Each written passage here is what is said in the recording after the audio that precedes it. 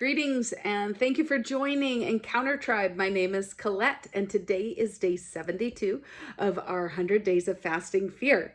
We are getting so close to this end, and these 10 days of the 70s, we are discussing sounds and the different sounds. Today is going to be a shorter day because we're talking about love versus fear, and we've really had a lot of talk on that throughout this entire fast of fear, but particularly day 59, I had my friend Kate on, and she is a life coach and specifically helps people rewiring their brains out of fear and into love. So I recommend you go in and listen to day 59. It has a lot of great wealth of knowledge and wisdom inside of that episode. Today, I am just going to be reading 2 Timothy 1:7. And then I am going to pray and make some sound. Obviously, we know that fear tells us things that are not real.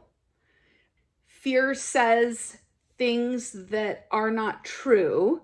So we actually don't have solutions a lot of times when fear is speaking because it's out of reality.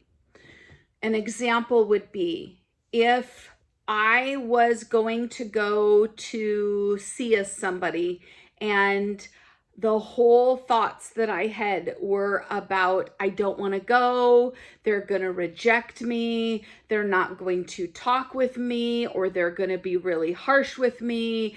And then you begin to feel really low and maybe like you're not worthy. It makes you nauseous. You probably have some physical symptoms. Cortisol level is flooding through your system, and you are trying to figure out what to do. But because this is all in our thinking and not in reality, we don't have a solution for that. God gives us solutions for the things that we actually encounter. But the things that we create in our minds sometimes don't have solutions because they're just not real. And I just put that out there as a idea for if you're struggling in your mind and you're feeling stuck or feeling hopeless because of some of your thinking and the possibility that something could go horribly wrong, there might not be a solution. And so you have to go back to, what am I actually meditating on? What is actually true here? And what can I do about that? That's my recommendation. Now, stepping into the sound of love versus fear, I think of, again, parenting. I get really angry when I get scared for my child's safety. When I get fearful, I begin to raise my voice, yell. I get angry a lot of times because it's so much easier to feel anger in those moments of experiencing fear, and I go into fight mode. My children strongly react when I do this in a negative fashion because they think I'm angry at them. Let's say if they got hurt. I'm not angry at them that they got hurt. I'm scared that they're not going to be okay. That's the underlying thing. They would feel so much better if I started crying and said, I know you're okay. I got really scared and I need a few minutes, but let me hug you while I deal with the emotions I'm feeling right now. Fear-based parenting can also look like being very strict and harsh with our kids, thinking that we don't want them to end up like their other parent, perhaps. Just an idea. And so we're so scared that we're trying to control the situation. And fear and control do not lead to great, healthy things. I understand I have made mistakes in trying to control things out of fear. And we just give ourselves permission to forgive ourselves and to make new choices. That's all. Just shifting into love, loving yourself, loving your kids. Loving is apologizing, forgiving. Those are great things when we have operated in fear and we need to go back and fix those places where maybe we made some mistakes. I typically make a lot of mistakes in friendship when I have fear because I can no longer think of somebody else. I can only think of me. It's all me. What's happening with me? How am I feeling? Self-preservation. That is all self-motivated, and I cannot get beyond myself to be there for a friend. So I'm just trying to give you some examples so that you can connect with what I'm talking about.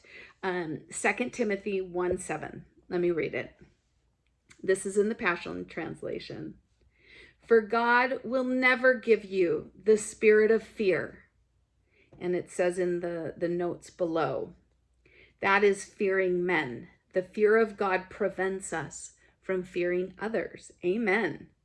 We don't have to be afraid of other people's views. We can just be in fear and in awe of the Lord. Okay, for God will never give you the spirit of fear, but the Holy Spirit who gives you mighty power, love, and self-control.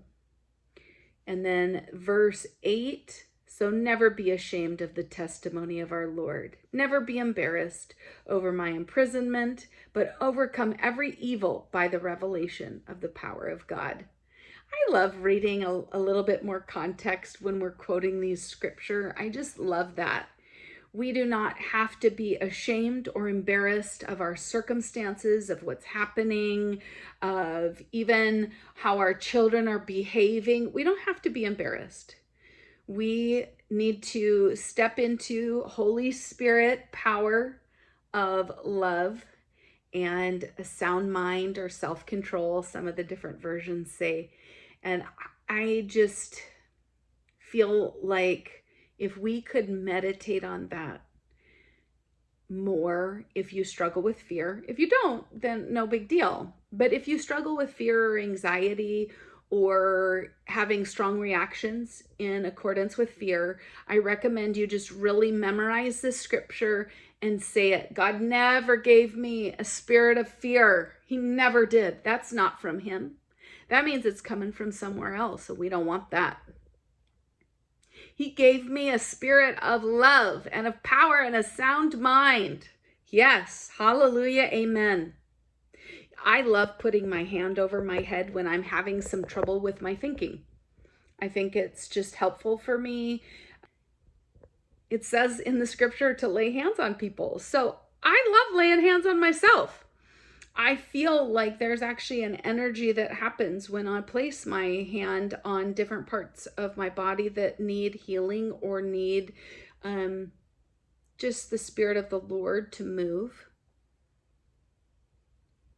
Sometimes I just sit with Holy Spirit when I do that, and I just try and tune my spirit in with Holy Spirit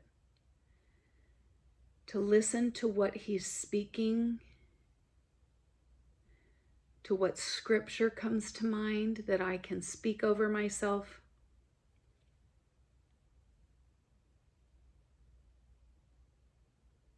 I even feel a lot of joy when I do that. You got to try that. It's awesome. I absolutely love the Lord. I absolutely love the Lord. I know that he has so many good things for all of us. He wants our lives to be abundantly fruitful, to be full of love, to know that we are loved, to love ourselves, and to love one another. When Jesus came and they asked him, what is the most important commandment? And Jesus said, to love the Lord your God with all your heart, with all your soul, and with all your mind. To love others as you love yourself. Those are very important connections to love. Now, I have this instrument that I do not know how to play very good. It's a shofar. And in Israel, in their culture, they would use shofars in different festivals, in different calls for battle cries, or just different symbolic things. They would make these sounds and it would go across their whole it's not a village, their whole community. So one of the tools that they had was using the shofar. Some of them are really cool and really long and they twist and twirl. And I just felt like the Lord said, play the shofar to break off fear. So that's what I'm going to do. And I'm believing he's going to help me make noise through this thing. And Holy Spirit, we just invite you right now to help me make the sound. And if the people who are listening, if they need to connect and make a sound with their voice, let them make a sound, release a sound, even if it's a cry. That reminds me of the movie where Mel Gibson is yelling, freedom! Yes! I'm just going to say that a couple times. Freedom! Freedom! Freedom! He was declaring in that no matter what situation happens or occurs in that movie, that they could never take away the freedom, the God-given freedom that we have as human beings, as sons of the God Most High and daughters of the God Most High. I say sons as daughters and sons, but praise you, Lord, for your gift of freedom, free will. Your idea was freedom for all. Absolutely, 100%.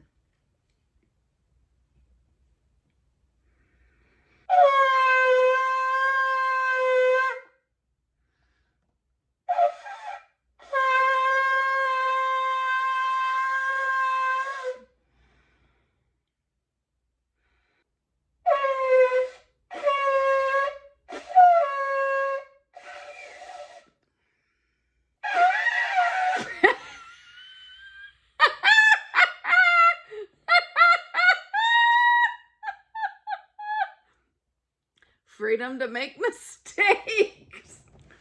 That is not the sound. I'm hearing it in my head and I'm trying to emulate it.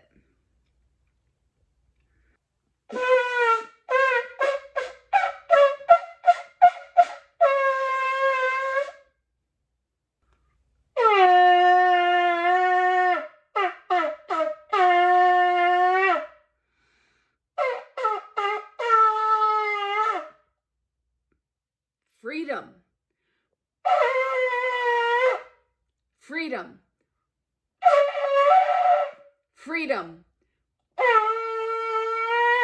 Freedom. Freedom. Freedom. Freedom. Freedom.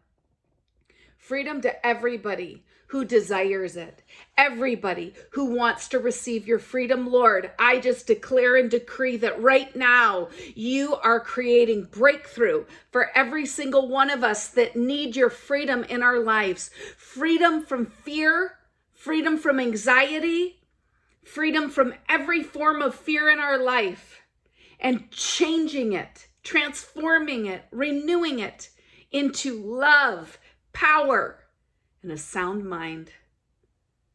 Praise your holy name. Thank you by the blood of Yeshua. Amen. I love that God just does things that don't always make sense. But I believe that he released something using my non-giftedness in this instrument for his glory. because I was obedient. So blessings to you. I just declare that breakthrough to come and take place right now. I send my love and connect it with Jesus, Yeshua's love, and I just send it out to you. We just bless his holy name. Amen. See you tomorrow. I hope you join me.